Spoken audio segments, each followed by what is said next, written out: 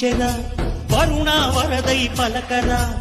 ఆకాశాన్నిల దించరా పురిసేవానగా మారని యాతన తీర్చగా మాతారాతలు మార్చగా ఈ జల యజ్ఞము సాక్షిగా తలనే వంసరా మహారాజు తాని సమిధల్లి మారి నిలువెల్లా వెలిగెరా భోగాన్ని విడిచి త్యాగాన్ని వలచి తాపసిగా నిలిచెరా జనక్షేమమే తన సంకల్పముగా తన ఊపిరి హోమజ్వాలముగా స్వర్గాన్ని శాసించెనుగా అమృతం